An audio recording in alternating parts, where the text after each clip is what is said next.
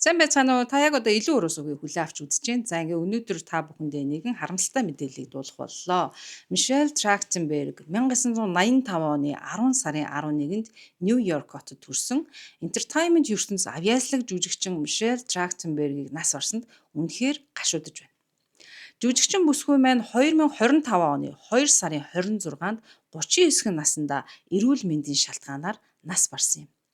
Мишель Трахтенберг, Buffy the Vampire Slayer, Gossip Girl, Harriet the Spy зэрэг кинонуудаараа алдартай дүрүүдийг бүтээсэн.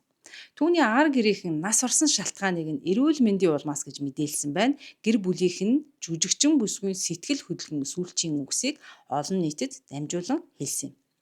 Мишель Трахтенберг өвчнөө хүндрэх үедээ хэлэхдээ би яагаад ийм өвчин тусныг надад хэлээж цаг хугацаа үнэхээр хурдан өнгөрчээ. Би саяхан 14 настай жоохон охин байсан бол одоо 39 настай. Ингээд явах болсон нь үнэхээр харамсалтай байна гэсэн байна.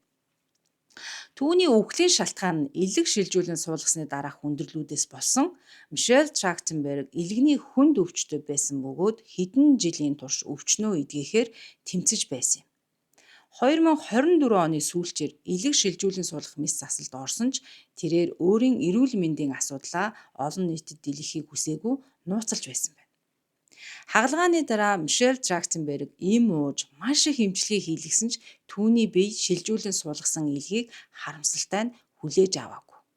Албан ёсоор 2 сарын 26-ны өглөө Мишель Трахтенберг Нью-Йорк дахь байрандаа нас барлаа гэж мэдгдсэн. Тухайн өглөө жүжигчний маань бие муудаж түргэн дуудсан ч тэрээр маш богино хугацаанд амьсгал хураасан байна. Тэрээр амьдралынхаа сүүлчийн өдрүүдийг хайртай хүмүүстэйгээ хамт өнгөрүүлсэн.